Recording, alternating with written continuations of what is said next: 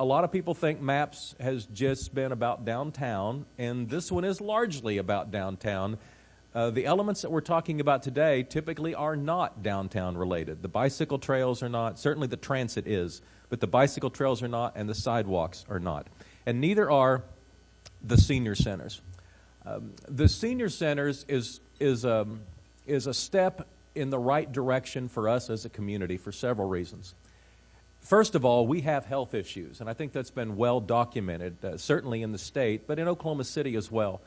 We are one of the cities in the country that has significant obesity issues. We also know that in the next 20 years, the number of senior citizens living in Oklahoma City is going to double. And this city has done an excellent job in the past of planning for the future. And building these senior centers now, at least starting the funding so we can build them in the near future, will allow us to properly plan for these demographic shifts.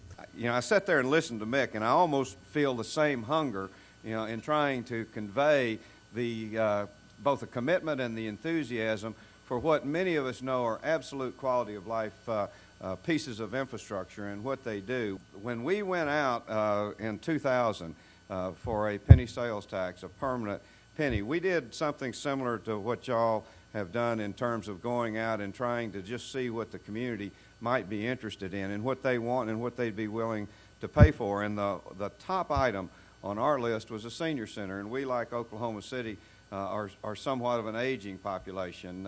You know, the baby boomers that we are now going to be depending on a lot of others as we start taking our Social Security.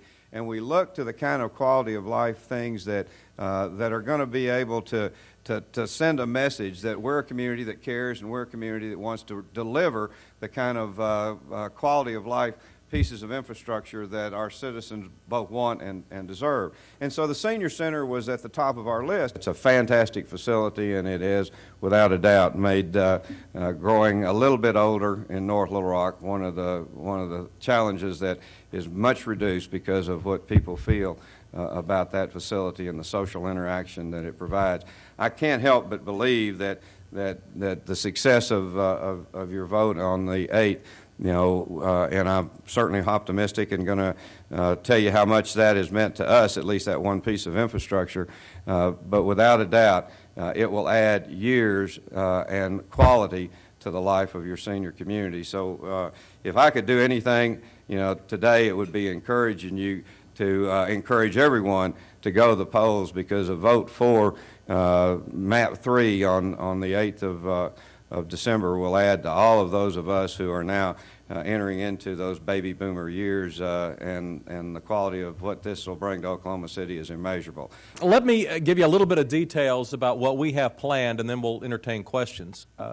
What we have planned are building 4 or 5 of these senior centers, so $10 to $12 million apiece. We have about $50 million budgeted.